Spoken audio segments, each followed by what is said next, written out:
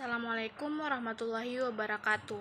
Perkenalkan, nama saya Eka Febriani dengan NIM 2001200004. Sebelumnya, puji dan syukur kehadirat Allah Subhanahu wa Ta'ala karena atas berkah dan rahmatnya, hari ini saya masih bisa mengerjakan tugas yang diberikan oleh dosen pengampuh mata kuliah membaca kritis dan kreatif, Ibu Jumria SPD MPD. Di sini saya akan menjelaskan tentang hakikat membaca kreatif, ciri-ciri, bentuk penerapan, dan manfaat serta contoh membaca kreatif. Yang pertama, hakikat membaca kreatif.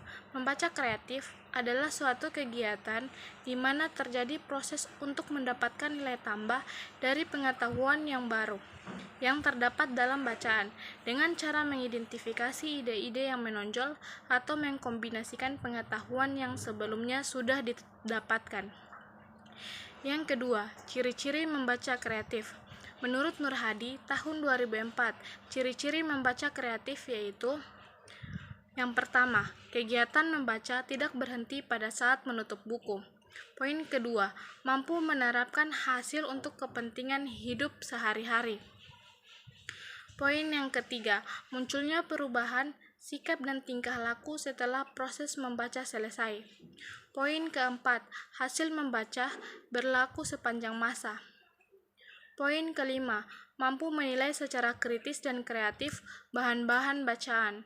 Poin keenam, mampu memecahkan masalah kehidupan sehari-hari berdasarkan hasil bacaan, dan masih banyak lainnya. Yang ketiga yaitu penerapan metode membaca kreatif. Penerapan metode pada membaca kreatif meliputi dua, yaitu menarik kesimpulan dari fakta yang dibaca dan melanjutkan pemikiran penulis. Menarik kesimpulan dari fakta yang dibaca maksudnya yaitu pembaca kreatif harus mampu menemukan ide-ide penting dalam bacaan yang berupa fakta. Setelah menemukan fakta-fakta tersebut, tindak lanjut mengungkapkannya yaitu mampu membuat ringkasan atau membuat kerangka bacaan. Dan selanjutnya, melanjutkan pemikiran penulis.